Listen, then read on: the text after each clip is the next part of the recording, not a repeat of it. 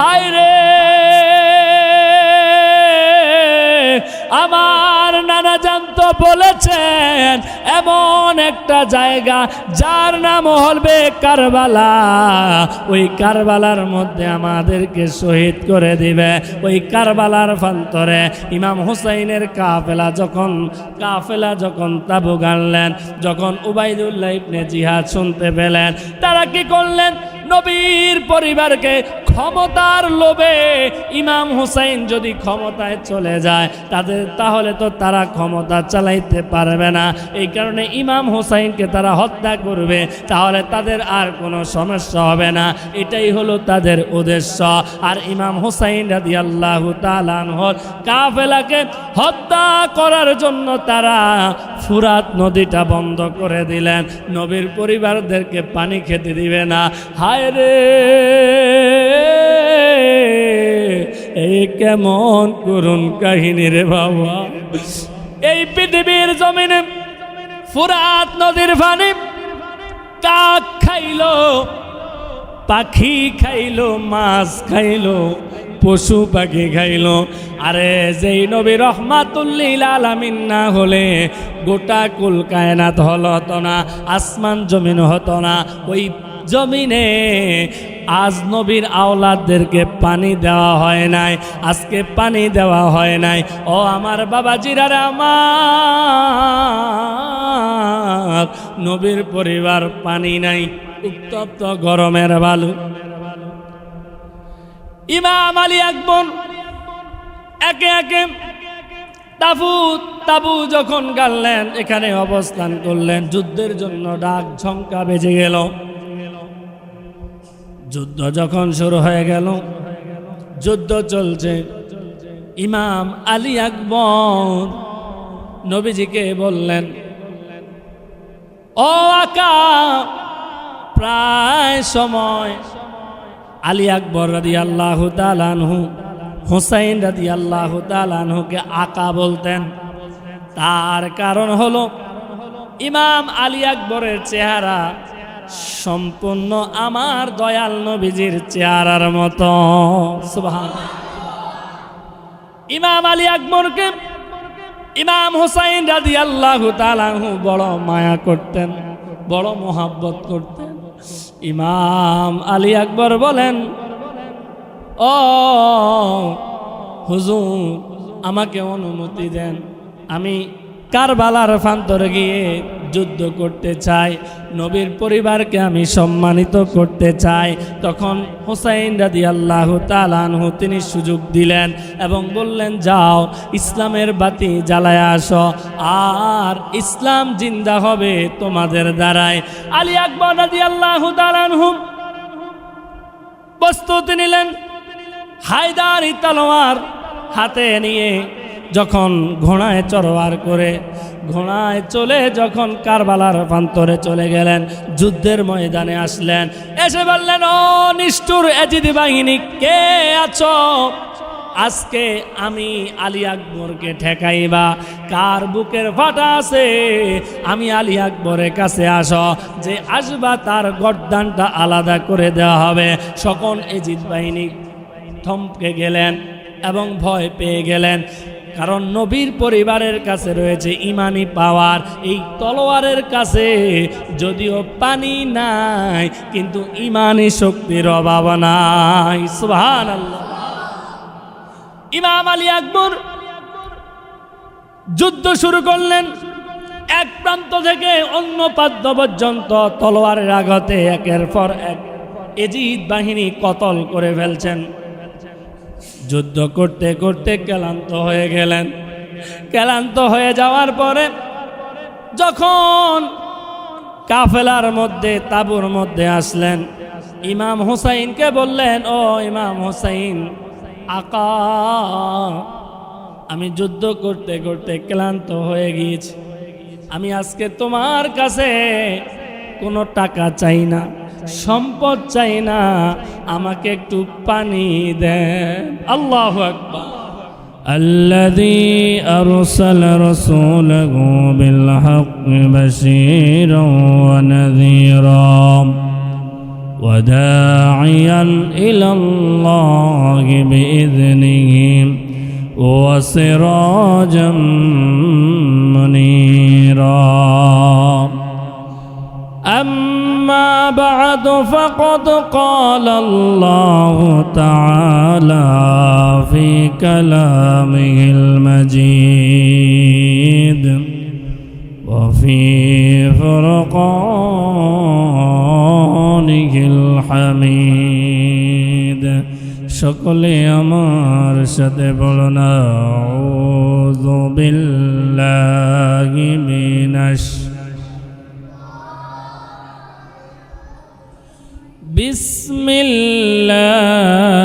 বিসমিল্লাহির রাহমানির রহিম কুল লা আসআলুকুম আলাইহি আজরান ইল্লাল মাওয়াদ্দাতা ফিল কুরবা একবার আওয়াজ দিয়ে বলি আল্লাহু আকবার ফি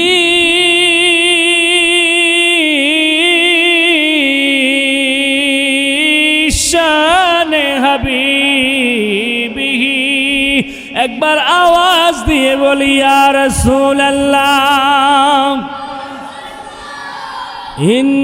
ইন্নাল্লাহা ওয়া মালাইকাতাহু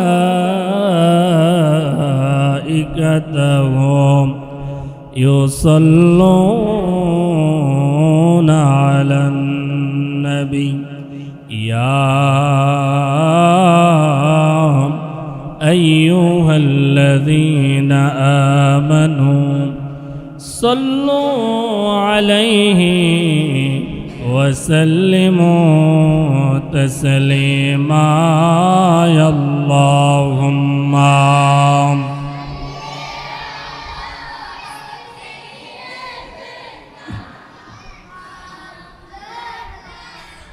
وعلى آل سيدنا और मुहर्रमेर 10 तारीखे কি ঘটিল রব্বানা আর কলিজা ফাটিয়া যায় রে আর বলিতে তার বর্ণনা আল্লাহুম্মা মাশাআল্লাহ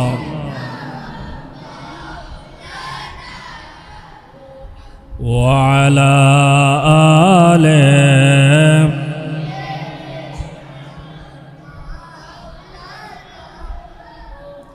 غير حسن شهيد زهرته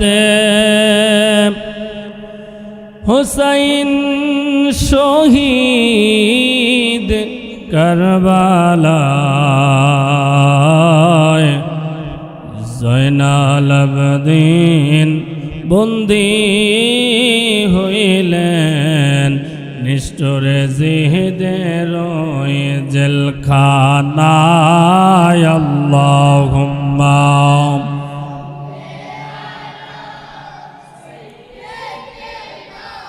মাওলানা মুহাম্মদ ওয়া আলা আলিহি सैयदना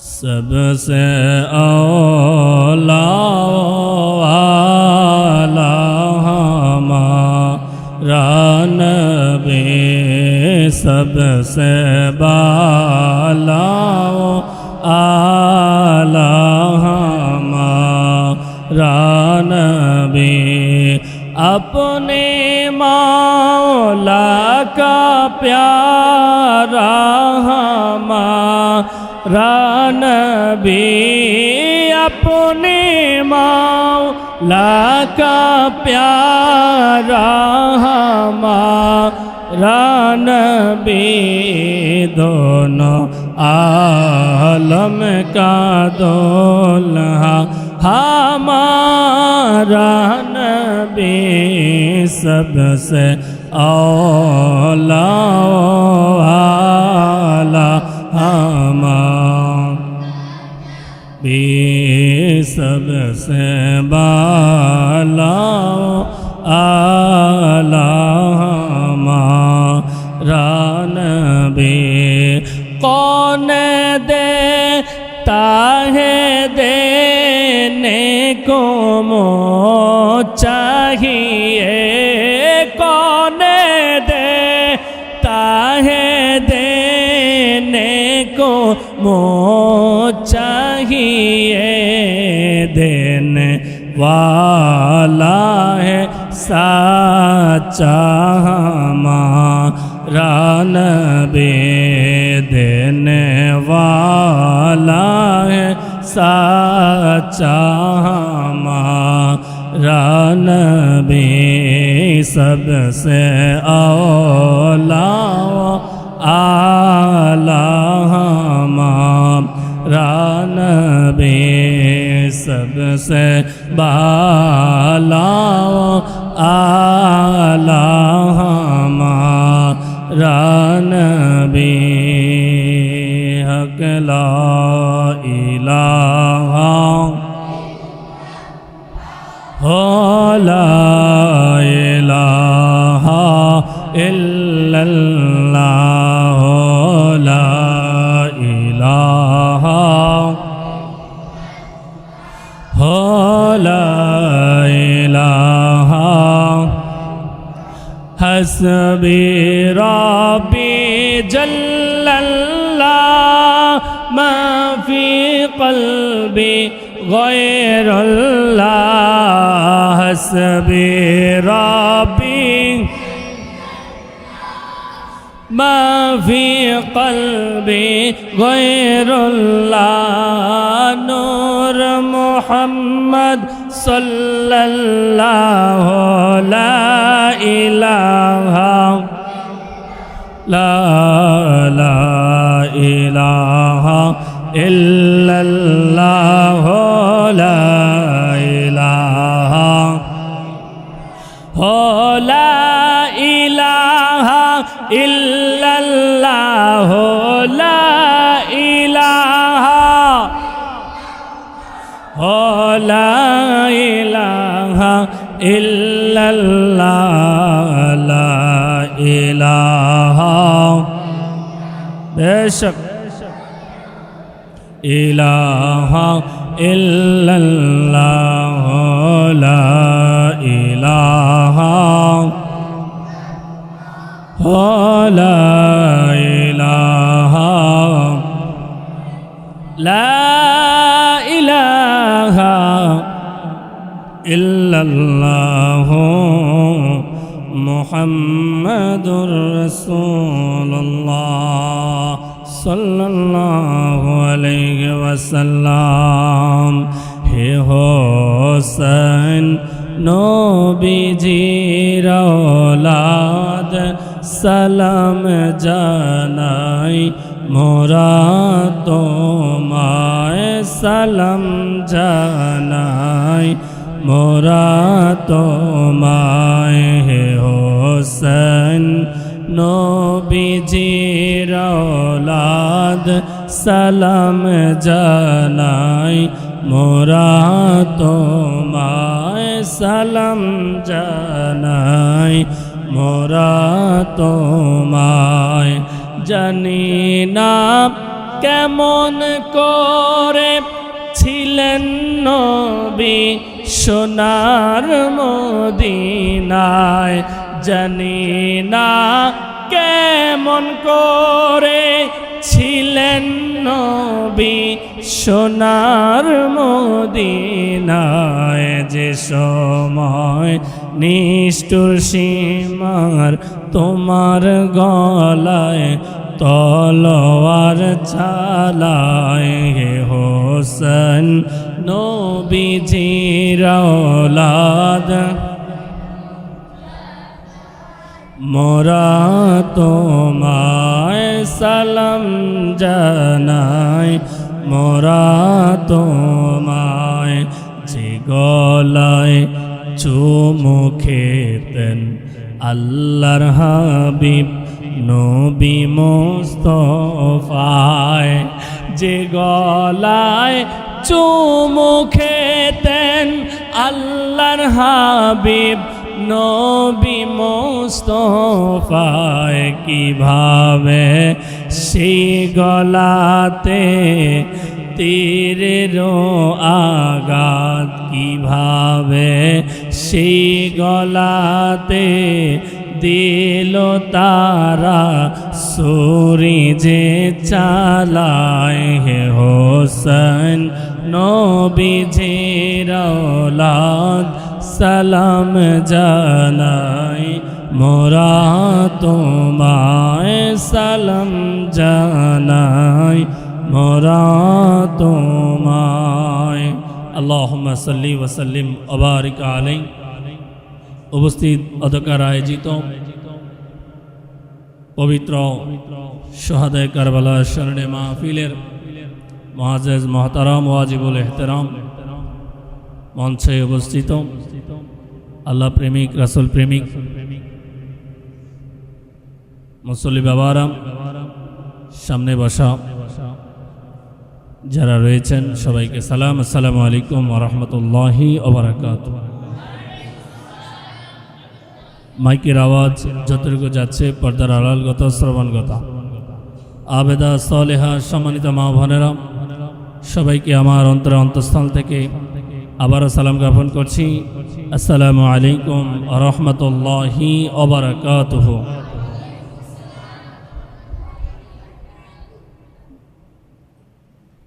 ভাইয়েরা আমার,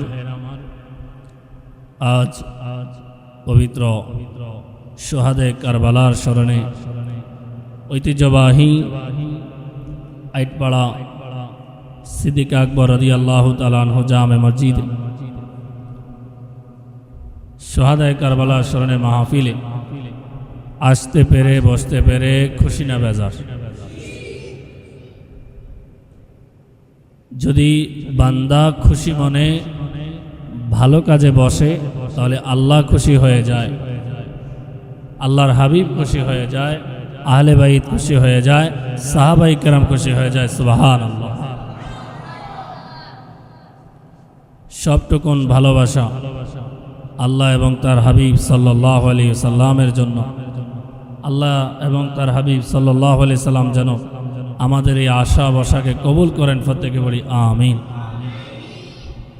আজকের মাহফিল হক এবং বাতিলের পরীক্ষার মাহফিল, ধৈর্যের মাহফিল। হক প্রতিষ্ঠা করারই এই মাহফিল, শহাদায়ে কারবালার মাহফিল। কথা বলেন ঠিক কিনা? যা আল হক ওয়া জাহাকাল বাতিল, মিথ্যা দূরীভূত হয়ে যাবে, হক প্রতিষ্ঠিত হবে। যদি হকের পথে আপনি জীবনও দেন, আপনি দেখবেন আপনি মরে যাবেন, কিন্তু আপনার কাজ আজীবন পর্যন্ত, কিয়ামত পর্যন্ত জীবিত হতে থাকবে। সুবহানাল্লাহ। সেই ঘটনা আমাদেরকে স্মরণ করিয়ে দেয় শহাদায়ে কারবালা। নবীর পরিবার শহীদ হয়েছে,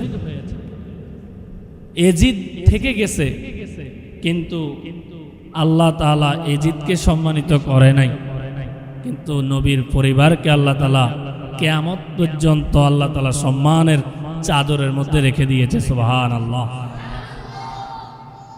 পৃথিবীতে বাতিল আসবে যাবে, কিন্তু হক একটাই থাকবে, হক একটাই থাকবে। বাতিল হাজারো মধুর মৌমাছি নিয়ে, মধুর চাক নিয়ে বলবে মিষ্টি, আসেন বসেন খান, কোনো ভেজাল নাই, কিন্তু মিষ্টির মধ্যেই দেখবেন ভেজাল। এখন মিষ্টি খেলেই দেখবেন ডায়াবেটিস হয়। কথা বলেন ঠিক কিনা? এই কারণে আর যখন দেখবেন হকের পথে 2 জন আছে আর 7 জন দেখবেন বাতিল পথে আপনাকে হেয় প্রতিনিধিত্ব করার জন্য আপনাকে লজ্জা দেওয়ার জন্য তারা চেষ্টা করবে, দুইজন আপনাকে বাঁচাতে যাবে। এমন অবস্থা হবে যে 7 জনের কথা শোনা ছাড়া উপায় থাকবে না। এটাই শিক্ষা দেয় ইমাম হোসাইন রাদিয়াল্লাহু তাআলা আনহু 72 জনের কাফেলার যে ইমানি জজবা ছিল, 22,000 সৈন্য সেখানে কিছুই নাই, বলে না সুবহানাল্লাহ। আহলে বাইতকে ভালোবাসা আল্লাহ পাক রব্বুল আলামিন উম্মতের উপর ওয়াজিব। আহলে বাইতকে ভালোবাসো। এই পৃথিবীর জমিনে আল্লাহ পাক রব্বুল আলামিন আল্লাহর হাবিব সাল্লাল্লাহু আলাইহি সাল্লামকে সম্মানিত করেছেন কিনা? আল্লাহ পাক রব্বুল আলামিন তার হাবিব সাল্লাল্লাহু আলাইহি সাল্লামকে সম্মানিত করেছেন। তার সাথে সাহাবায়ে কেরাম থাকার কারণে সাহাবায়ে কেরাম সম্মানিত হয়েছেন। উম্মাহাতুল মুমিনিন থাকার কারণে উম্মাহাতুল মুমিনিনগণ সম্মানিত হয়েছেন। এবং যারা আল্লাহর হাবিবের দামান ধরেছে, যারা সাহাবায়ে কেরামের দামান ধরেছে, যারা আহলে বাইতকে মহব্বত করেছে, তারাও সম্মানিত হয়েছে। সুবহানাল্লাহ। আল্লাহ পাক কোরআনে বলেছেন যে যারা আমার আহলে বাইত, তোমরা আমার আহলে বাইতকে ভালোবাসো, তোমরা আমার আহলে বাইতকে ভালোবাসো। ঘোষণাকার আল্লাহ বলেছেন, হাবিব আপনার আহলে বাইতকে যেন আপনার উম্মতরা মহব্বত করে। যদি আপনার আহলে বাইতকে আপনার উম্মতরা মহব্বত করে, তাহলে আপনি নবীকে মহব্বত করা হয়ে যাবে। সুবহানাল্লাহ। আর আপনি নবীকে যদি কেউ আহলে বাইতের মহব্বত দিয়ে আপনি নবীকে মহব্বত করে, তাহলে এই আহলে বাইতের মহব্বত এবং আপনি হাবিবের মহব্বত দিয়ে আমি আল্লাহর মহব্বত অর্জন করে ফেলবে। সুবহানাল্লাহ। ভাইরা আমার, গভীর মনোযোগ। আহলে বাইত কারা? আল্লাহর হাবিব সাল্লাল্লাহু আলাইহি ওয়াসাল্লাম রহমতের নবী, দুজাহানের বাদশা নবী, দুনিয়ার মানুষদেরকে ডেকে ডেকে বলেন, ও পৃথিবীর মানুষ, তোমরা জেনে নাও, তোমরা জেনে নাও আমার আহলে বাইত কারা। আমার আহলে বাইত হলো শেরে খোদা হযরতে আলী কাররামুল্লাহ ওয়াজহু, হযরতে ফাতেমা রাদিয়াল্লাহু তাআলা আনহা এবং হযরতে হাসান রাদিয়াল্লাহু তাআলা আনহু, ইমাম হযরতে হুসাইন রাদিয়াল্লাহু তাআলা আনহু। এই নবীজি সহ এই 4 জন মিলে 5 জন, আর এই 5 জনকে বলা হয় পাক পাঞ্জাতন। সুবহানাল্লাহ। এদেরকে বলা হয় স্পেশাল আহলে বাইত। নবীর পরিবার যারা রয়েছেন, স্ত্রীগণ যারা রয়েছেন, সন্তানগণ যারা রয়েছেন, তারাও সম্মানিত। কিন্তু আল্লাহ পাক এই 5 জনকে স্পেশাল করে দিয়েছেন। তার কারণ হলো এই 5 জনের ত্যাগ আল্লাহ এত মহব্বত করেছেন। স্বয়ং আল্লাহ পাক রব্বুল আলামিন কোরআনে পাক বলেছেন, ইন্নামা ইউরিদুল্লাহু লিউযহিবা আনকুমুর রিজসা আহলাল বাইতি ওয়া ইউতাহহিরুকুম তাতহীরা। আল্লাহু আকবার। নবী আমার এই 5 জন একসাথে চাদরের মধ্যে ঢুকে নবী আমার বললেন, হে আমার আহলে বাইত, আল্লাহ তাআলা চান তোমাদেরকে সমস্ত অপবিত্রতা থেকে দূরে থাকতে। সুবহানাল্লাহ।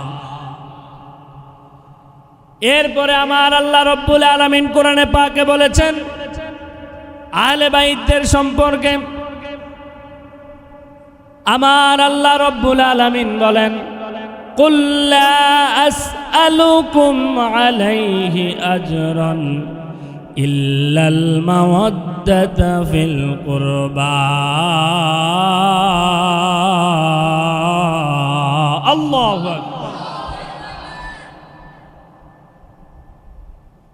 আল্লাহ পাক রব্বুল আলামিন বলেন, হাবিব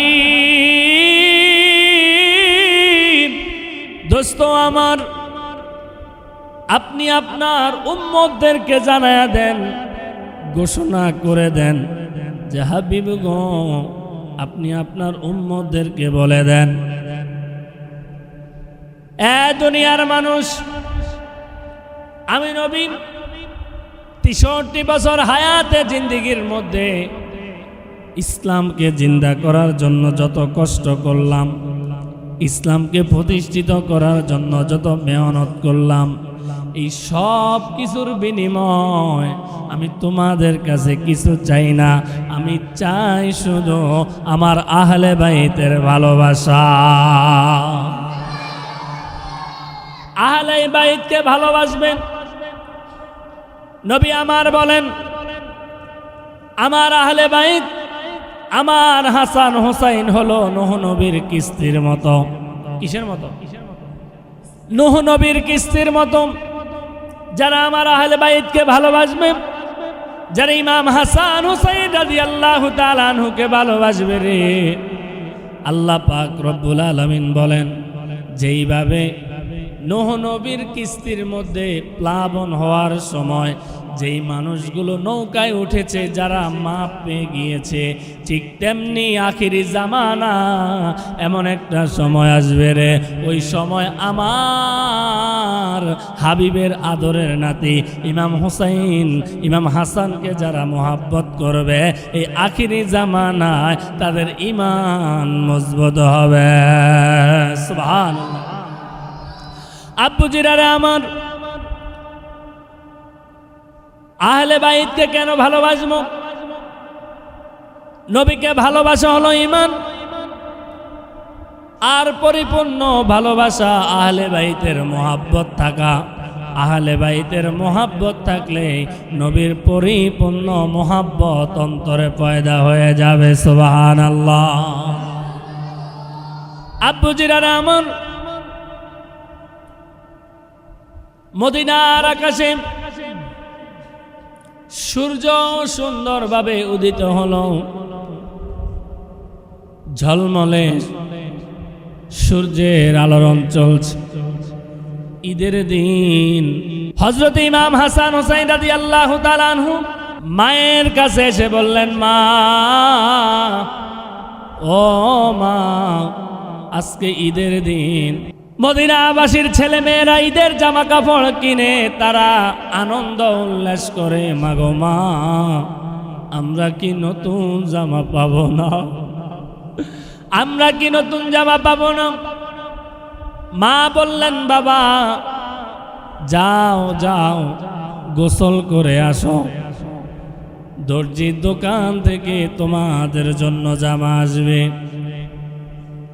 মা 2 রাকাত নামাজ পড়লেন, নামাজের বিছানায় 2 রাকাত নামাজ পড়ে আল্লাহর কাছে হাত তুলে বলেন, আল্লাহ,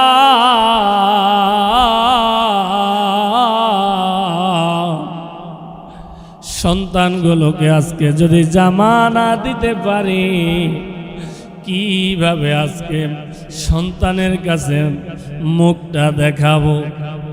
আল্লাহ পাক রব্বুল আলামিন ফাতেমাতুজ জহরা রাদিয়াল্লাহু তাআলা আনহার দোয়া কবুল করে ফেললেন।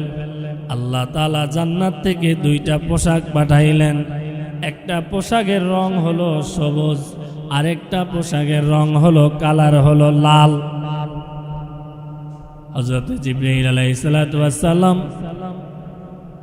মানুষের রূপ নিয়ে দর্জির বেশ ধরে ইমাম হাসান হোসাইনের হাতে জামা দিলেন। ইমাম হাসান হোসাইনের হাতে যখন জামা দিলেন, জামাটা নিয়ে মায়ের কাছে চলে গেলেন। মা, আমাদেরকে দর্জি জামাটা দিয়ে গিয়েছে। সাথে সাথে মা আশ্চর্য হয়ে গেলেন, ঘটনা কি? আল্লাহর পক্ষ থেকে যদি জামা এসে থাকে তাহলে তো 1 কালার আসবে, কেন রে 2 কালার আসলো? একটা দেখা যায় সবুজ, আরেকটা দেখা যায় লাল। মনে হয় তো এখানে কোনো রহস্য থাকতে পারে। মা ফাতেমা সাথে সাথে নবীর দরবারে চলে গেলেন, রওনা হলেন। সাথে সাথে জিবরাইল আমিন নবীর কাছে, নবীর দরবারে চলে গেলেন। ইয়া রাসূলুল্লাহ, ইয়া হাবিবাল্লাহ, আজকে ঈদের দিন ফাতেমা রাদিয়াল্লাহু তাআলা আনহু নামাজ পড়ে আল্লাহর কাছে দোয়া করলেন জামার জন্য। আল্লাহ তাআলা জান্নাত থেকে 2টা জামা আনলেন। একটা জামা দিলেন সবুজ, আরেকটা জামা দিলেন লাল। কয় আল্লাহ রব্বুল আলামিন কেন এই 2টা জামা দিলেন? ফাতেমা রাদিয়াল্লাহু তাআলা আনহা আপনার কাছ থেকে ব্যাখ্যা জানবে।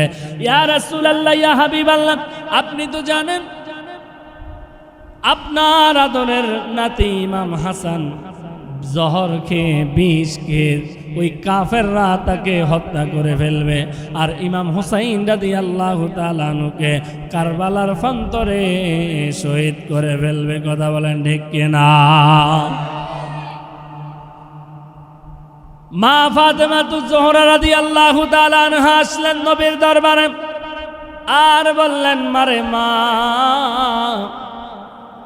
এই 2টি পোশাক জান্নাত থেকে এসেছে, আর এই 2টি পোশাক হলো আমার আদরের নাতি ইসলামের জন্য কোরবান হয়ে যাবে। আম্মা জান ফাতেমাতুজ জোহরা রাদিয়াল্লাহু তাআলা আনহা বলেন, বাবা যদি এরকম হয় তাহলে কাল হাসরের ময়দানে আমার আদরের সন্তানদের খাতিলে আপনার উম্মতের জিম্মাদার হয়ে যাব। সুবহানাল্লাহ। শুহাদায়ে কারবালা শুনুন, ইমাম হুসাইন রাদিয়াল্লাহু তাআলা আনহু কারবালার প্রান্তরে শহীদ হবেন। তার জন্মের আগে থেকেই দয়াল নবী রহমাতুল লিল আলামিন জানেন। সুবহানাল্লাহ।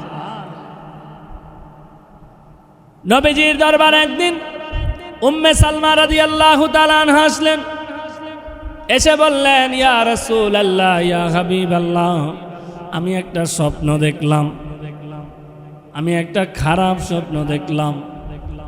ইয়া রাসূলুল্লাহ, ইয়া হাবিবাল্লাহ, নবী গো, যদি আপনি অনুমতি দেন তাহলে আমি বলতে পারি। দয়াল নবী রহমাতুল লিল আলামিন বলল, ও উম্মে সালমা, ও চাচি আম্মা, আপনি বলেন। তিনি বললেন, ইয়া রাসূলুল্লাহ, আমি স্বপ্নে দেখলাম আপনার দেহ মোবারক থেকে এক টুকরো গোশত মোবারক জমিনের মধ্যে পড়ল, আর ওই গোশত মোবারকটা সর্বপ্রথম আমি আমার হাতে কোলে নিলাম। দয়াল নবী আমার বললেন, আপনি সুন্দর দেখেছেন, আপনি ভালো স্বপ্ন দেখেছেন, তার কারণ হলো কিছুদিনের মধ্যে হযরতে ফাতেমা রাদিয়াল্লাহু তাআলা আনহার ঘরে একজন সন্তান আসবে। ওই সন্তানটা সর্বপ্রথম আপনার কোল মোবারকে উঠবে। যেমন কথা তেমন কাজ। ইমাম হুসাইন রাদিয়াল্লাহু তাআলা আনহু দুনিয়ায় তাশরীফ আনলেন, নবীজির চাচি আম্মা কোলে নিলেন। এর কয়দিন পরে ইমাম হুসাইন রাদিয়াল্লাহু তাআলা আনহুকে নিয়ে নবীর দরবারে গেলেন। ইয়া রাসূলুল্লাহ, ইয়া হাবিবাল্লাহ, নবী গো, এই যে দেখেন আপনার আদরের নাতি ইমাম হুসাইন।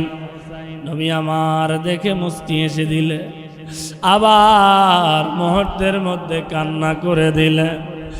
উপস্থিত সাহাবায়ে কেরাম বললেন, ইয়া রাসূলুল্লাহ, ইয়া হাবিবাল্লাহ, আমরা দেখলাম আপনি ইমাম হুসাইনকে দেখে হেসে দিলেন, আবার মুহূর্তের মধ্যে দেখলাম আপনি ইমাম হুসাইনকে দেখে কান্না করে দিলেন, কারণ কি? নবী আমার বললেন, ও আমার সাহাবীরা, তোমরা শুনো, জিবরাইল আমিন আমাকে এসে বললেন, ইয়া রাসূলুল্লাহ, ইয়া হাবিবাল্লাহ, আপনি তো ইমাম হুসাইন রাদিয়াল্লাহু তাআলা আনহুকে ভালোবাসেন, আপনার এই আদরের নাতি ইমাম হুসাইন রাদিয়াল্লাহু তাআলা আনহুকে কারবালার প্রান্তরে নিষ্ঠুর এজিদ বাহিনীর দলেরা নির্মমভাবে জবাই করে হত্যা করবে। শুধু তাই নয়, নবী আমার বললেন, চাচি আম্মা, এই যে নেন কারবালার ধুলাবালু, এবং জর্জিত অবস্থায় নবী আমার এসে বললেন, ও চাচি আম্মা, ও সালমা, এই যে দেখেন কারবালার ময়দানে যে সংগঠিত হবে, ওই কারবালার মাটি জিব্রাইল আলাইহিস সালাতু ওয়াস সালাম আমার কাছে নিয়ে আসলেন। সুবহানাল্লাহ। জিব্রাইল আলাইহিস সালাতু ওয়াস সালাম জানাইলেন, নবী আমার সব জানেন, আল্লাহ প্রদত্ত, আল্লাহ তাআলা প্রদত্ত ইলমে গায়েব সব কিছু আল্লাহ তাআলা তার হাবিবকে জানায় দেয়। সুবহানাল্লাহ। আবু জিরার আমর, इस्लाम जिंदा होता है हाय करबला की बात।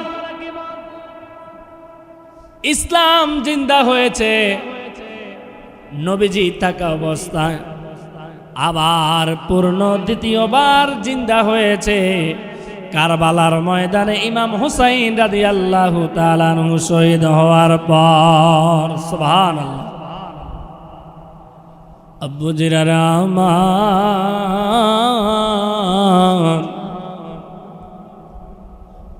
দয়াল নবী রহমাতুল লিল আলামিনের নাতি ইমাম হুসাইন রাদিয়াল্লাহু তাআলা আনহু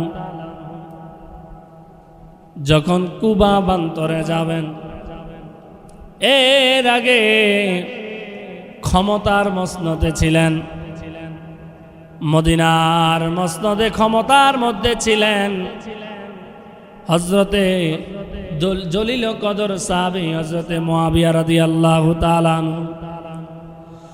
সাহাবীদের ব্যাপারে আমাদের কোনো কথা নাই, তারা সম্মানিত, সাহাবীদের সমালোচনা করা যাবে না, এই কারণে সাহাবায়ে কিরামদেরকে সম্মান করতে হবে। ক্ষমতার মসনদে ছিলেন মুআবিয়া রাদিয়াল্লাহু তাআলা আনহু, তার ছেলের নাম হলো ইয়াজিদ। সে ছিল দুষ্ট, দুরাচার, লম্পট। মুআবিয়া রাদিয়াল্লাহু তাআলা আনহু যখন বার্ধক্যজনিত অবস্থায় অসুস্থ, শেষ অবস্থা, তখন মুআবিয়া রাদিয়াল্লাহু তাআলা আনহু তার সন্তানকে বললেন, সন্তান রে, আমি তোমার হাতে ক্ষমতাটা তুলে দিলাম, তবে খবরদার কোনো দিন নবীর পরিবারের সাথে খারাপ আচরণ করিও না। মুআবিয়া রাদিয়াল্লাহু তাআলা আনহু ইন্তেকাল করলেন। ইয়াজিদ নবীর পরিবারের সাথে ভালো আচরণ করে নাই, সাথে সাথে খবর পাঠায়া দিলেন যে এই মদিনাবাসীর মধ্যে যারা আছো তোমরা শুনে নাও, আমিরে মুআবিয়া ইন্তেকাল করেছেন। ক্ষমতার মসনদের মধ্যে বসায়া দিলেন হযরতে, ক্ষমতার মধ্যে বসায়া দিলেন এজিদকে। এজিদ সবার মাঝে খবর পাঠায়া দিলেন, তোমরা আমার হাতের মধ্যে বায়াত গ্রহণ করো। অথচ এই মসনদের মধ্যে যার হাতের উপরে মানুষ বায়াত গ্রহণ করবে তিনি হলেন হযরতে হুসাইন রাদিয়াল্লাহু তাআলা আনহু। কিন্তু অথচ ইমাম হুসাইন রাদিয়াল্লাহু তাআলা আনহুকে নিষ্ঠুর এজিদ বলেছেন, তুমি আমার উপর বায়াত গ্রহণ করো। ইমাম হুসাইন বলেছেন, আমার জান চলে যাবে কিন্তু আমি আমার নানা জানের ইসলামকে বিক্রি করব না। সুবহানাল্লাহ। মদিনা থেকে বায়াতের বিষয় প্রত্যাখ্যান করে মক্কার অভিমুখে চলে আসবেন দয়াল নবী রহমাতুল লিল আলামিন। নবীর রওজা মুবারকের মধ্যে দাঁড়ায়া বলেন, নবী গো, ও নানা জান, এমন একটা সময় আমাদেরকে দিলেন যে সময় নিষ্ঠুর এজিদ আপনার সুন্দর ইসলামটাকে ধ্বংস করতে চায়। ও নানা, আমরা কি করব গো নানা? ইমাম হুসাইন রাদিয়াল্লাহু তাআলা আনহু নানা জানে রওজা মুবারক জিয়ারত করে মক্কার অভিমুখ হয়ে গেলেন। মক্কার জমিনের মধ্যে বসবাস শুরু করে দিলেন। কুফার প্রান্তর থেকে প্রায় 40,000 চিঠি আসলেন। হে ইমাম হোসেন রাদিয়াল্লাহু তাআলা আনহু, আপনি কারবালার ময়দানে আসেন, আপনি কারবালার প্রান্তরে আসেন, আপনি এই কুফা নগরীতে আসেন। আমরা এখানের মধ্যে আমাদের ইমাম কেহ নাই, আমরা যে তার উপর বায়াত গ্রহণ করব, কেউ যে আমাদের ইমাম হবে কেউ নাই। দয়া করে আপনি আসেন, আমরা সকলেই মিলে আপনার হাতে হাত রেখে বায়াত গ্রহণ করব। সুবহানাল্লাহ। এইভাবে 2 দিনের মধ্যে 150 চিঠি এসে গেল। প্রায় আস্তে আস্তে কুফার প্রান্তর থেকে 40,000 চিঠি আসলেন। আসার পরে ইমাম হোসেন রাদিয়াল্লাহু তাআলা আনহু মুরব্বীদের নিয়ে পরামর্শ একটা সভা নিলেন। কারণ নবীর পরিবার থেকে শিক্ষা, যখন ছোটরা কোনো সিদ্ধান্ত নেবে তখন বড়দেরকে সাথে নিয়ে সিদ্ধান্ত নেবে, তাহলে ওই সিদ্ধান্তটাই ভালো হবে। কথা বলেন ঠিক কিনা? ইমাম হুসাইন রাদিয়াল্লাহু তাআলা আনহু বয়োজ্যেষ্ঠ মুরব্বীদেরকে নিয়ে বসলেন আর বলতে লাগলেন, কুফার প্রান্তর থেকে চিঠি আসতেছে, তারা আমার উপর বায়াত গ্রহণ করবে। মুরব্বীরা বলছেন, ও হুসাইন, আপনি যায়েন না। কেন যাবেন না? কয়, কারবালার অবস্থা, কুফা নগরীর সেই অবস্থাটা তেমন ভালো না। কয়, যদি যেতে হয় সর্বপ্রথম আমাদের এই মজলিস থেকে এমন একজনকে পাঠান যে কিনা ওই কুফা নগরীর অবস্থাটা আপনাকে জানাতে পারবে। যদি ভালো জানায় তাহলে আপনি যাবেন, যদি খারাপ জানায় তাহলে আপনি যাবেন না। বলছে, উপস্থিত কাকে দেওয়া যায়? সবাই একে অপরের দিকে তাকাইতে লাগলেন। মুসলিম ইবনে আকিল রাদিয়াল্লাহু তাআলা আনহু তিনি বললেন, ও হোসাইন, আমি যাব, কারবালার প্রান্তরে কুফা নগরীতে আমি যাব। ইমাম মুসলিম ইবনে আকিল তিনি রাজি হয়ে গেলেন। রাজি হয়ে যাওয়ার পরে যখন তিনি ঘর থেকে বের হবেন, তার আদরের সন্তানগুলো 2টি সন্তান এসে বললেন, বাবা, ও বাবা, আমাদের তো মা নাই, আমাদেরকে আপনার সাথে নিয়ে যান। বাবা সন্তানগুলোকে সাথে করে নিয়ে গেলেন কারবালার প্রান্তরে। যেই না কুফার প্রান্তরে কুফা নগরীর মধ্যে চলে গেলেন, সবাই কুফা নগরীর সকল মুসলিম একরাম খুশি হয়ে গেলেন। খুশি হয়ে যাওয়ার পরে সবাই একদিনে অনেক মানুষ ইমাম হুসাইন রাদিয়াল্লাহু তাআলা আনহুর নামে মুসলিম ইবনে আকিলের হাতে বায়াত গ্রহণ করেছে। মুসলিম ইবনে আকিল খুশি হয়ে গেলেন এবং চিঠি লিখলেন, হে হুসাইন, কারবালার অবস্থা, কুফা নগরীর অবস্থা খুব ভালো, কোনো সমস্যা নাই, আপনি আসতে পারেন। মুসলিম ইবনে আকিলের পিছনে ওই কুফার প্রান্তরের মুসলমানেরা, কোনো হিন্দুরা পড়ে নাই, কোনো বৌদ্ধরা পড়ে নাই, খ্রিস্টানরা পড়ে নাই, মুসলমানরা নামাজ পড়েছে। ফজরের নামাজ পড়লেন, জোহরের নামাজ পড়লেন, আসরের নামাজ পড়লেন। এইভাবে যখন খবর পৌঁছে গেল যে মদিনার পক্ষ থেকে, মক্কা নগরীর পক্ষ থেকে, ইমাম হুসাইনের পক্ষ থেকে মুসলিম ইবনে আকিল এসেছে ইমাম হুসাইনের পক্ষ থেকে বায়াত গ্রহণ করার জন্য। কুফার গভর্নর ছিল উবাইদুল্লাহ ইবনে জিয়াদ। সে যখন এই সংবাদটা পেয়ে গেল, সাথে সাথে এলান করে দিলেন যে কেউ যেন মুসলিম ইবনে আকিলের পিছনে নামাজ না পড়ে এবং যে তাকে সমর্থন করবে তাকে হত্যা করে ফেলা হবে। এই কথা যখন শুনলেন সাথে সাথে দেখলেন ফজরের সময় মুসল্লি কমে গেছে। ইমান কি দুর্বল। ফজরের সময় মুসল্লি নাই, জোহরের সময় আরো কমে গেছে, আসরের সময় আরো কমে গেছে, আর এমন একটা সময় এসেছে যে নামাজিওয়ালা মুসল্লি গুলাই ইমাম মুসলিম ইবনে আকিলকে জবাই করে হত্যা করেছি। একবার পড়া যাবে কিনা ইন্না লিল্লাহি ওয়া ইন্না ইলাইহি রাজিউন। আব্বু জিরারা আমর মুসলিম ইবনে আকিলের সন্তানগুলোকে যেই ঘরে রাখলেন সেই ঘর থেকে তারা বের হয়ে গেলেন। রাতের বেলা দৌড়াইতে দৌড়াইতে একটা জায়গার মধ্যে অবস্থান করলেন। ওই অবস্থা থেকে একজন মহিলা দেখলেন সকালবেলা সন্তানগুলো কান্না করছে, আর কিভাবে মদিনার পথে মক্কার পথে রওনা দিবে সেই কথা। আর হাঁটতে হাঁটতে পায়ের মধ্যে ঠোস পড়ে গেল। হঠাৎ একজন মহিলার সামনে পড়লেন। মহিলা তাদেরকে দেখে মায়া লেগে গেল। ও সন্তানেরা, তোমরা কোথায় থেকে এসেছ? বলল, আমরা মক্কা নগরী থেকে এসেছি। বলে, তোমরা কবে যাবা? বলে, আমরা মক্কা নগরী যেতে চাই। তোমরা তো এখন যেতে পারবা না, কাফেলার সাথে তোমাদের যেতে হবে।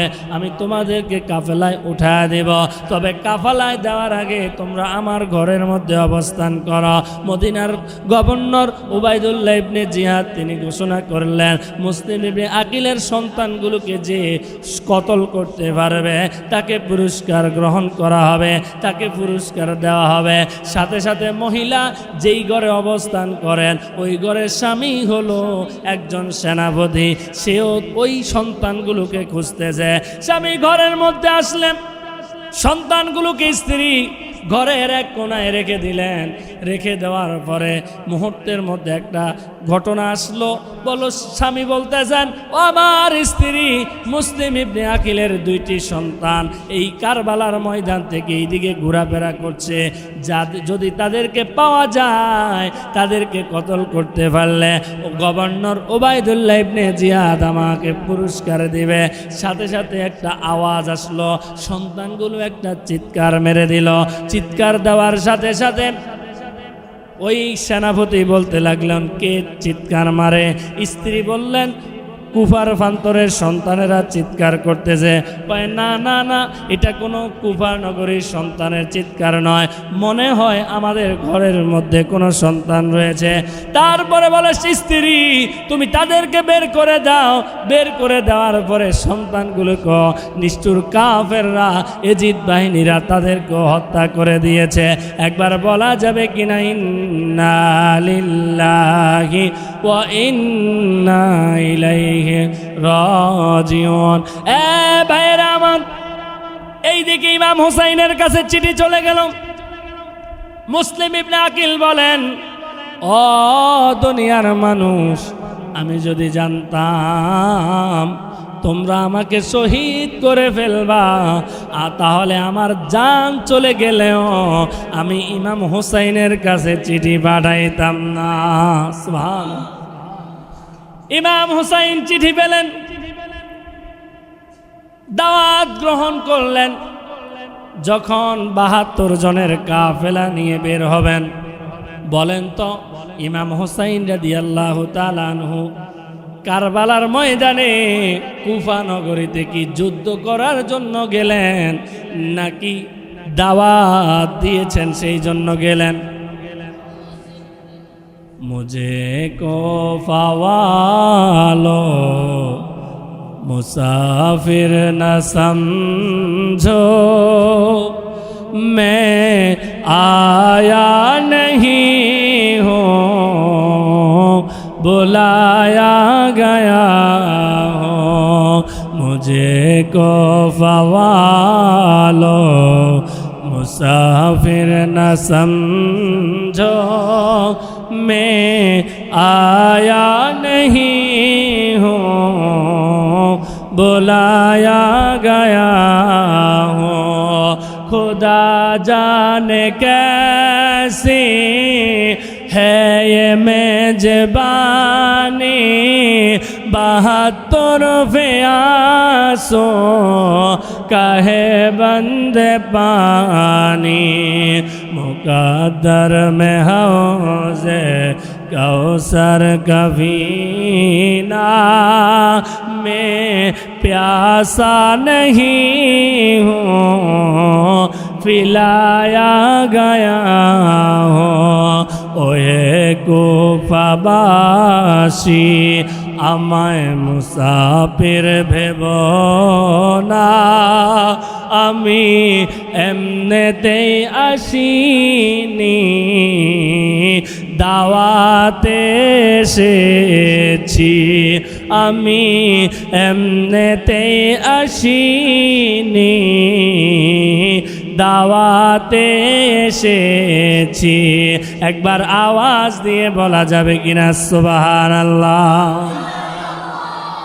ইমাম হুসাইন রাদিয়াল্লাহু তাআলা আনহু একদিন, 2 দিন, 3 দিন এইভাবে একে মুহররম থেকে সফর শুরু করলেন। যেই না মাত্র কারবালার প্রান্তরের কাছাকাছি চলে আসলেন, হুর তামিমা নামক একজন ব্যক্তি সদস্যদেরকে নিয়ে আসলেন, এজিদ বাহিনীদেরকে নিয়ে এসে বললেন, হে হুসাইন, আপনি ফিরে যান আর এজিদের হাতে আপনি বায়াত গ্রহণ করেন, তাহলে আপনার ভালো হবে। এই কথা যখন বলল, সাথে সাথে হুসাইন রাদিয়াল্লাহু তাআলা আনহু রাগ করলেন আর বললেন, আমার জীবন চলে যাবে কিন্তু ঈমান দিব না। পিছু হাঁটার লোক নয়, আমরা ঈমান দিতে জানি কিন্তু বেঈমানি করতে জানি না। আল্লাহু আকবার। আব্বু জিরারা আমার একে একে যখন ইমাম হুসাইনের কাফেলা এমন একটা জায়গায় গেলেন, সেখানে সবাইকে বললেন, তোমরা সবাই নেমে যাও, এখানে তোমরা তাঁবু গাড়ো। যেই জায়গার মধ্যে তাঁবু গাড়লেন, দেখলেন মাটি যখন খুঁড়তেছেন, মাটিটা হলো লাল রঙের। কি রঙের? লাল রঙের মাটি। ইমাম হুসাইন রাদিয়াল্লাহু তাআলা আনহু একজন ব্যক্তি জিজ্ঞেস করলেন, ভাই, এই মাটিটা লাল কেন? এই জায়গাটার নাম কি? তখন ওই ব্যক্তি বললেন, এই জায়গাটার নাম হলো কারবালা। তখন হুসাইন রাদিয়াল্লাহু তাআলা আনহু বললেন, হায় রে, আমার নানা জানতো বলেছেন এমন একটা জায়গা যার নাম হবে কারবালা, ওই কারবালার মধ্যে আমাদেরকে শহীদ করে দিবে। ওই কারবালার প্রান্তরে ইমাম হুসাইনের কাফেলা যখন তাঁবু গাড়লেন, যখন উবাইদুল্লাহ ইবনে জিহাদ শুনতে পেলেন, তারা কি করলেন? নবীর পরিবারকে ক্ষমতার লোভে, ইমাম হুসাইন যদি ক্ষমতায় চলে যায় তাহলে তো তারা ক্ষমতা চালাইতে পারবে না, এই কারণে ইমাম হুসাইনকে তারা হত্যা করবে, তাহলে তাদের আর কোনো সমস্যা হবে না। এটাই হলো তাদের উদ্দেশ্য। আর ইমাম হুসাইন রাদিয়াল্লাহু তাআলা আনহুর কাফেলাকে হত্যা করার জন্য তারা ফুরাত নদীটা বন্ধ করে দিলেন, নবীর পরিবারদেরকে পানি খেতে দিবে না। হায় রে, এই কেমন করুণ কাহিনী রে বাবা। এই পৃথিবীর জমিনে ফুরাত নদীর পানি কাক খাইলো, পাখি খাইলো, মাছ খাইলো, পশু পাখি খাইলো। আরে যেই নবী রহমাতুল্লিল আলামিন না হলে গোটা কুল কায়নাত হতো না, আসমান জমিন হতো না। ওই জমিনে আজ নবীর আওলাদদেরকে পানি দেওয়া হয় নাই, আজকে পানি দেওয়া হয় নাই। ও আমার বাবাজিরা, আমার নবীর পরিবার পানি নাই, উত্তপ্ত গরমের বালু। ইমাম আলী আকবর একে একে তাবু যখন গাড়লেন, এখানে অবস্থান করলেন, যুদ্ধের জন্য ডাক ঝঙ্কা বেজে গেল। যুদ্ধ যখন শুরু হয়ে গেল, যুদ্ধ চলছে, ইমাম আলী আকবর নবীজিকে বললেন, ও আকা, প্রায় সময় আলী আকবর রাদিয়াল্লাহু তাআলা আনহু হুসাইন রাদিয়াল্লাহু তাআলা আনহুকে আকা বলতেন। তার কারণ হলো ইমাম আলী আকবরের চেহারা সম্পূর্ণ আমার দয়াল নবীজির চেহারার মতো। সুবহানাল্লাহ।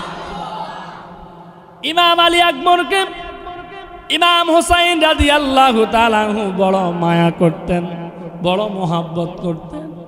ইমাম আলী আকবর বলেন, ও হুজুর, আমাকে অনুমতি দেন, আমি কারবালার প্রান্তরে গিয়ে যুদ্ধ করতে চাই, নবীর পরিবারকে আমি সম্মানিত করতে চাই। তখন হুসাইন রাদিয়াল্লাহু তাআলা আনহু তিনি সুযোগ দিলেন এবং বললেন, যাও, ইসলামের বাতি জ্বালায় আসো, আর ইসলাম জিন্দা হবে তোমাদের দ্বারায়।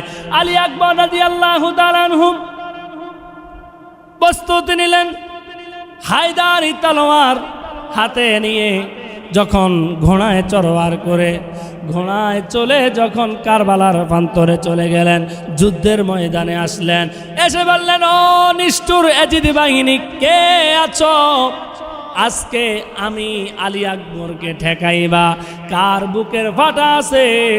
আমি আলী আকবরের কাছে আসো, যে আসবা তার গর্দানটা আলাদা করে দেওয়া হবে। সকল এজিদ বাহিনী থমকে গেলেন এবং ভয় পেয়ে গেলেন, কারণ নবীর পরিবারের কাছে রয়েছে ইমানি পাওয়ার। এই তলোয়ারের কাছে যদিও পানি নাই, কিন্তু ইমানি শক্তির অভাব নাই। সুবহানাল্লাহ। ইমাম আলী আকবর যুদ্ধ শুরু করলেন। এক প্রান্ত থেকে অন্য প্রান্ত পর্যন্ত তলোয়ারের আঘাতে একের পর এক এজিদ বাহিনী কতল করে ফেলছেন। যুদ্ধ করতে করতে ক্লান্ত হয়ে গেলেন। ক্লান্ত হয়ে যাওয়ার পরে যখন কাফেলার মধ্যে তাঁবুর মধ্যে আসলেন, ইমাম হুসাইনকে বললেন, ও ইমাম হুসাইন, আকা, আমি যুদ্ধ করতে করতে ক্লান্ত হয়ে গিয়েছি, আমি আজকে তোমার কাছে কোনো টাকা চাই না, সম্পদ চাই না, আমাকে একটু পানি দেন। আল্লাহু আকবার। আমি যুদ্ধ করতে করতে ক্লান্ত হয়ে গিয়েছি। ইমাম হুসাইন রাদিয়াল্লাহু তাআলা আনহু আলী আকবরের চেহারা মোবারক থেকে ধুলোবালুগুলো সরায়া দিলেন আর বললেন, তুমি আজকে আমার কাছে এমন জিনিস চাইলা, যেই জিনিসটা আজকে আমি তোমাকে দিতে পারবো না। তবে তোমাকে বলে যাই, আমি যখন ক্ষুধার্ত থাকতাম, আমার নানাজান আমাকে মাটির মধ্যে শোয়া জড়ায়া ধরে আমাকে জিহ্বার সাথে জিহ্বা লাগায়া একটু পানির তৃষ্ণা মিটায়া দিতেন। ইমাম হুসাইন রাদিয়াল্লাহু তাআলা আনহু আলী আকবরের জিহ্বার সাথে যখন জিহ্বা মিলালেন, জিহ্বা মিলায়া একটু তৃপ্তি পেলেন, আবার যুদ্ধের ময়দানে চলে গেলেন। আবার ঢঙ্কা বেজে গেল, কে আসো আমার তলোয়ারের কাছে আসো। আবার যুদ্ধের ময়দানে যুদ্ধ শুরু করলেন। দেখলেন ইমাম আলী আকবর যুদ্ধ করতেছে, যুদ্ধ করতে করতে সবাইকে শহীদ করে দিচ্ছে। ওই সময় নিষ্ঠুর এজিদ বাহিনী চিন্তা করলেন, ইমাম আলী আকবর যেহেতু সামনে থেকে সে যুদ্ধ করছে, আমরা কোনোদিন তাকে আমরা নামাইতে পারবো না, হত্যা করতে পারবো না। মুহূর্তের মধ্যে চারদিক থেকে এই নিষ্ঠুর এজিদ বাহিনী তীরের ব্যবস্থা করলেন। যেই না মাত্র তীর চারদিক দিয়ে আসা শুরু হয়ে গেল, পুরো শরীরটা জর্জর হয়ে গেল, শত খণ্ডন বিচ্ছিত হয়ে গেল। আর ইমাম আলী আকবর শত কষ্টের মধ্যে ওই তাঁবুর মধ্যে গেলেন। আর নবীর পরিবারের মধ্যে কান্না জোর হয়ে গেল, কান্নার রোল পড়ে গেল। হায় রে, ইমাম পরিবার শহীদ হয়ে গেল, আলী আকবর তাঁবুর এক পাশে শোয়া। ও স্বামী, আজকে কয়েকদিন যাবৎ আমরা খানা খাই না, আজকে কয়েকদিন যাবৎ আমরা পানি নাই, কোলের মধ্যে ছোট্ট শিশু আলী আসগর, নাম কি? ছোট্ট শিশু আলী আসগর। আমি মা পানি না পান করার কারণে বুকের স্তনের দুধ শুকিয়ে গিয়েছে। সন্তানকে যে একটু দুধ পান করাবো সেই সুযোগ হয় না। ও আমার পানের স্বামী, আপনি একটু এজিদ বাহিনীকে একটু রিকোয়েস্ট করেন যেন সন্তানটাকে একটু পানি খাওয়ায়। আল্লাহু আকবার। ইমাম হুসাইন রাদিয়াল্লাহু তাআলা আনহু ছোট্ট শিশু আলী আসগরকে নিয়ে ফোরাত নদীর পানির কাছে গিয়ে বলল, ও এজিদ বাহিনী, তোমাদের শত্রুতা যদি থাকে তাহলে আমার সাথে, কিন্তু এই ছোট্ট শিশু তো কোনো দোষ করে না। আমার এই ছোট্ট সন্তানটাকে তুমি একটু পানির ব্যবস্থা করো। যেই না মাত্র ইমাম হুসাইন রাদিয়াল্লাহু তাআলা আনহু পানি নেওয়ার জন্য সন্তানটাকে খাওয়াবে, অমনি হারবালা নামক একজন এজিদ সাথে সাথে ইমাম আলী আসগরের এই কণ্ঠনালীর মধ্যে তীর মেরে দিলেন। মুহূর্তের মধ্যে তীর কণ্ঠনালী থেকে এক দিক থেকে অন্য দিকে চলে গেলেন, রক্ত বের হতে লাগলো। ইমাম আলী আসগর পানি না পেয়ে ইন্তেকাল করলেন। কিভাবে রে পারলি রে নবীর পরিবারকে তোরা হত্যা করতে?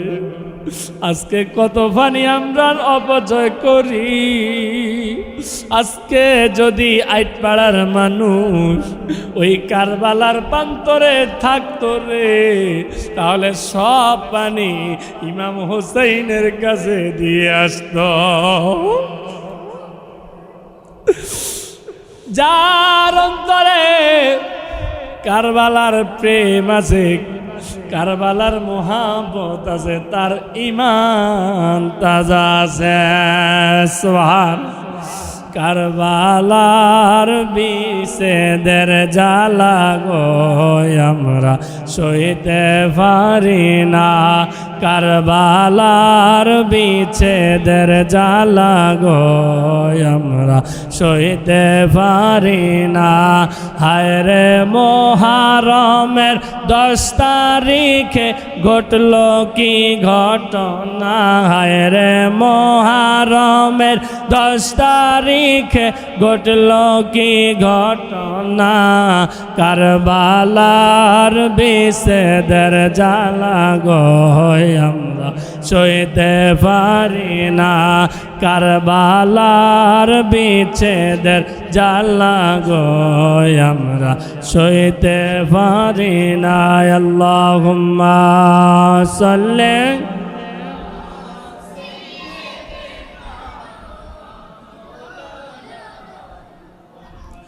وعلى آل سيدنا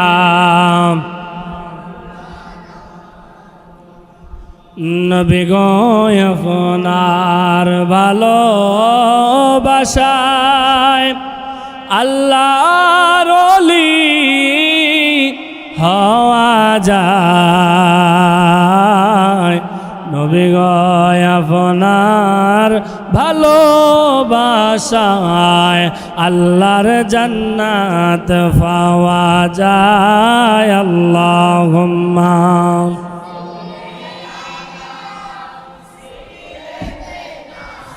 মাওলানা মুহাম্মদ ওয়া আলা আলিহি।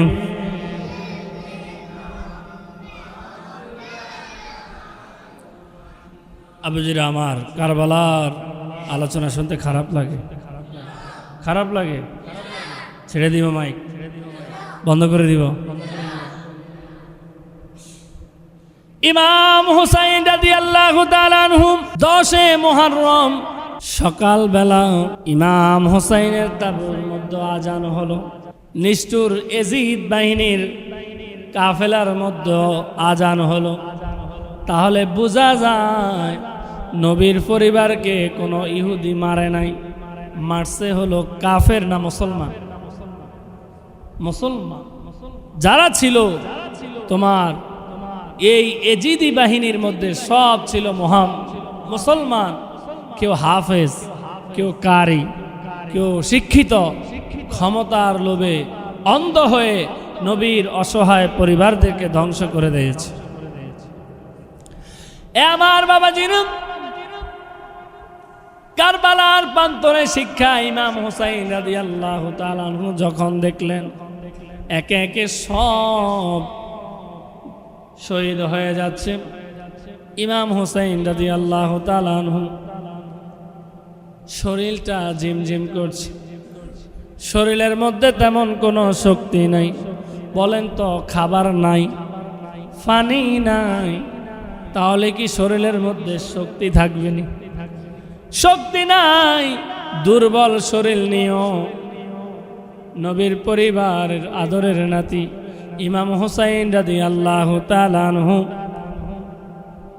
যুদ্ধের ঢঙ্কা বাজায়া ওই এজিদ বাহিনীদের কাছে গেলেন। ও এজিদ বাহিনী, তোমরা শুনো, তোমরা কি জানো আমি কে? আমি হলাম দুজাহানের বাদশা নবী রহমাতুল লিল আলামিন, আদরের নাতি। সুবহানাল্লাহ। এইভাবে একে একে পরিচয় দিলেন। তোমরা আমার সাথে যুদ্ধ করিও না, অথচ এজিদ বাহিনীর ঢঙ্কা বাজায় দিলেন। ও হুসাইন, আজকে তোমাকে হত্যা করা হবে। ইমাম হুসাইন রাদিয়াল্লাহু তাআলা আনহু যুদ্ধ করা শুরু করে দিলেন। যুদ্ধের ময়দানে যুদ্ধ করতে করতে হঠাৎ যখন নিষ্ঠুর এজিদ বাহিনী আঘাত শুরু করে দিলেন, ইমাম হুসাইন রাদিয়াল্লাহু তাআলা আনহু বলল, ও তোমরা থামো থামো থামো, আমাকে 2 রাকাত নামাজ আদায় করার সুযোগ করে দাও। মুহূর্তের মধ্যে জীবন চলে যাবে, কিন্তু নামাজ ছাড়ে না।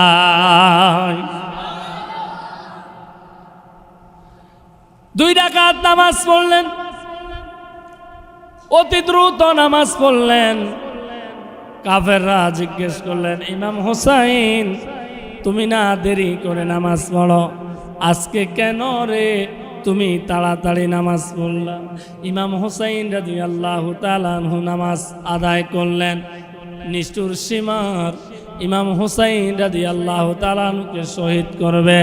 এই গলার কণ্ঠনালী থেকে যখন জবাই শুরু করবে, ইমাম হুসাইন বলে, ও সিমর, তুমি আজীবন যদি চেষ্টা করো এই গলা দিয়ে, আমার এই গলা দিয়ে কখনো ছুরি চালাইতে পারবা না। তার কারণ হলো আমার নানা জান এই গলা দিয়ে কত কোটিবার চুমু খেয়েছে, তার হিসাব নাই। তুমি যদি আমাকে নিতে চাও তাহলে উল্টো দিক দিয়ে জবাই করতে হবে। ঠিক তেমনি কথা, উল্টো দিক দিয়ে জবাই করা হলো। যে গলায় চুমু খেতেন আল্লাহর হাবিব নবী মুস্তাফা, যে গলায় চুমু খেতেন আল্লাহর হাবিব নবী মুস্তাফা, কিভাবে সেই গলাতে দিল তারা ছুরি চালায়। হে হোসেন,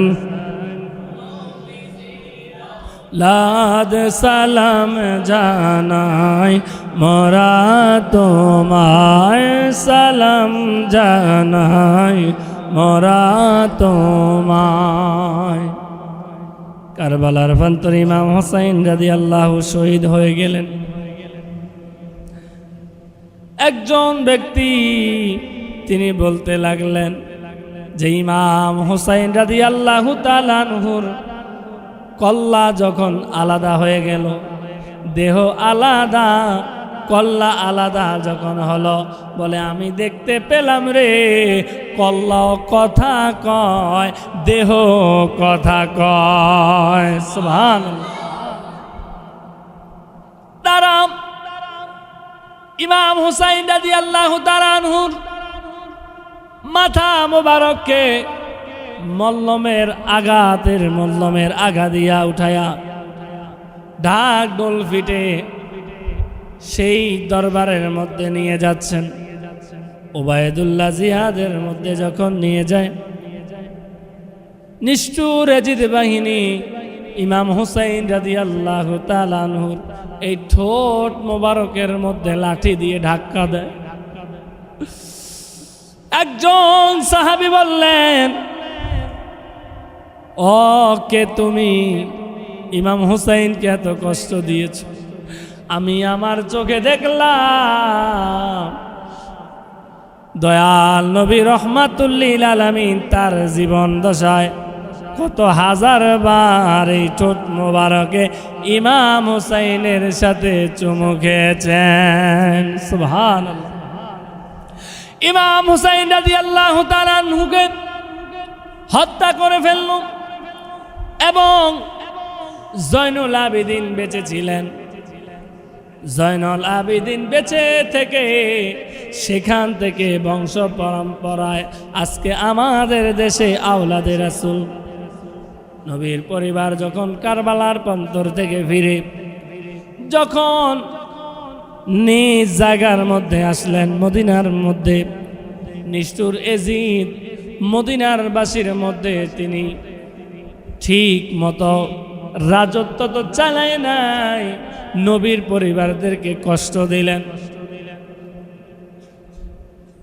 সেই কুফা প্রান্তর থেকে নবীর পরিবারদেরকে হাতে শিকল পায়ে শিকল বেঁধে বেপরদায় তাদেরকে বাজারের উপর দিয়ে আনলো।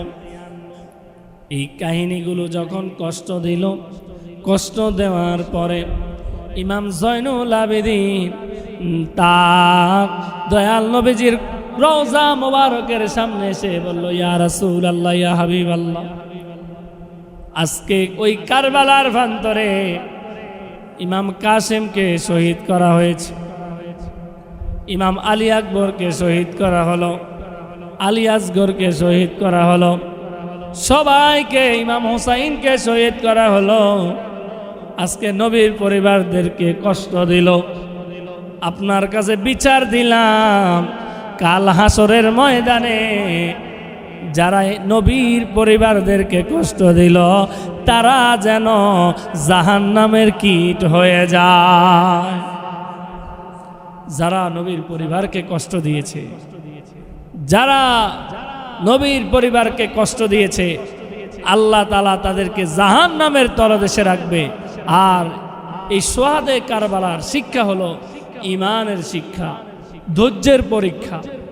ইচ্ছে করলে তারা রাতের বেলা চলে আসতে পারত। ইমাম হুসাইন বলেছেন, হে আমার কাফেলা, তোমরা যারা আছো রাতের বেলা আমি ইমাম হুসাইন শহীদ হয়ে যাব, কিন্তু তোমরা আমার কারণে যেন শহীদ না হও, তোমরা চলে যাও। রাতের বেলা সময় দিলেন, কিন্তু দেখলেন পরিবারের সবাই সেখানে উপস্থিত। সুবহানাল্লাহ। কেউ যায় নাই। বলল, হে হুসাইন, আপনাকে ছেড়ে আমরা কিভাবে যাব? আমরা যখন এসেছি তাহলে একসাথে থাকবো, যদি মৃত্যু হয়ে যায় একসাথে মরবো, যদি শহীদ হওয়া লাগে তাহলে একসাথে শহীদ হয়ে যাব। সুবহানাল্লাহ। আমার আল্লাহ রাব্বুল আলামিন বলেন, ওয়াকাতিলু ফি সাবিলিল্লাহি আমওয়াত বাল আহইয়াউ ওয়ালাকিন লা তাশউরুন। সুবহানাল্লাহ। যারা আল্লাহর রাস্তায় শহীদ হয়ে যায় তারা কোনো দিন মরে না। কথা বলেন ঠিক কিনা? যারা আল্লাহর রাস্তায় শহীদ হয়ে যায় আল্লাহকে পাওয়ার জন্য, আল্লাহর হাবিবকে পাওয়ার জন্য, তারা কোনোদিন মরে না। এটাই হলো কারবালার শিক্ষা। আল্লাহু আকবার। একদিন হযরতে ওমর ফারুক আজম রাদিয়াল্লাহু তাআলা আনহুর ছেলে ইবনে ওমর ইমাম হুসাইনের সাথে খেলাধুলা করছেন। কি করছেন? খেলাধুলা করছেন। খেলার মধ্যে তারা বলতে লাগলেন, হুসাইন রাদিয়াল্লাহু তাআলা আনহু ওমরের ছেলেকে বললেন, গোলামের ফুত গোলাম। কি বললেন? গোলামের ফুত গোলাম। এই কথা শোনার সাথে সাথে ওমরের ছেলে ওমরের কাছে এসে বলল, বাবা, আজকে নবীর নাতি ইমাম হোসাইন আমাকে বলেছে গোলাম। বাবা বলেন না, আপনি কি ইমাম হোসাইনের নানার গোলাম ছিলেন কিনা? সাথে সাথে ইমাম হোসাইনের কাছে ওমর ফারুকে আজম রাদিয়াল্লাহু তাআলা আনহু চলে গেলেন। চলে যাওয়ার পর তিনি বললেন, ও হোসাইন, আমি আমার হাবিব জীবন থাকা অবস্থায় কোনোদিন আমি বলতে পারি না, ইয়া রাসূলুল্লাহ, আমি আপনার গোলাম। আমি নবীর গোলাম হতে পেরেছি কিনা আমি তো জানি না। তবে হুসাইন, আজকে তোমার কাছে একটা আরজ জানাই। তুমি আমার সন্তানকে বলেছ গোলামের পুত গোলাম। যদি তুমি এই কথা বলে থাকো আমি নবীর গোলাম ছিলাম, তবে তোমার কাছে একটা পত্র, একটা খাতা দিয়ে যায়। এই খাতার মধ্যে তুমি লিখে দাও, এই কাগজের মধ্যে লিখে দাও যে ওমর ফারুক আজম ছিলেন আমার নানা জানের গোলাম। এটা তুমি লিখে দাও। আমি যখন মারা যাব ওই কবরের মধ্যে, খাটিয়ার মধ্যে, কাফনের মধ্যে এই কাগজটা দিয়ে দিবা। আর কবরের মধ্যে বলতে পারবো নবীর আদরের নাতি ইমাম হোসাইন আমাকে বলেছে নবীর গোলাম। আর নবীর গোলাম হতে পারলে দুনিয়াতেও শান্তি, আখিরাতেও শান্তি। সুবহানাল্লাহ।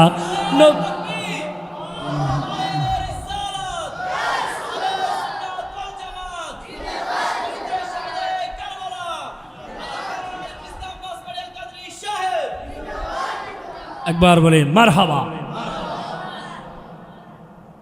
আরে ও গুনের ভাই, বাইরে কারবালায় নিল তোমাকে। আরে ও গুনের ভাই, বাইরে কারবালায় নিল তোমাকে। হাসান শহীদ জহরেতে, হুসাইন শহীদ কারবালায়, আসগর আকবর শহীদ হলো পানির কারণে। আরে ও গুনের ভাই, বাইরে কারবালায় নিল তোমাকে। আরে ও গুনের ভাই, বাইরে কারবালায় নিল তোমাকে।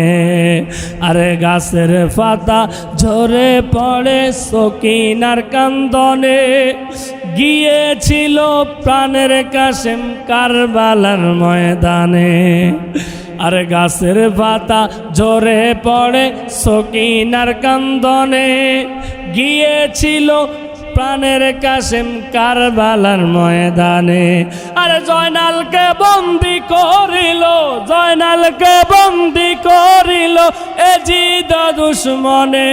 ও গুনের ভাই, বাইরে কারবালায় নিল তোমাকে। আরে ও গুনের ভাই, বাইরে কারবালায় নিল তোমাকে। আল্লাহুম্মা সাল্লি ওয়া সাল্লিম ওয়া বারিক আলাইহি ইয়া নবী।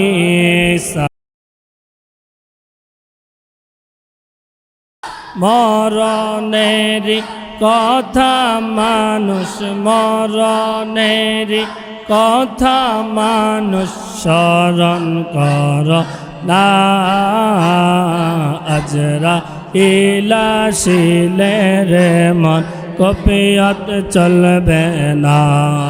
আল্লাহ আল্লাহ আল্লাহ আল্লাহ আল্লাহ আল্লাহ আল্লাহ।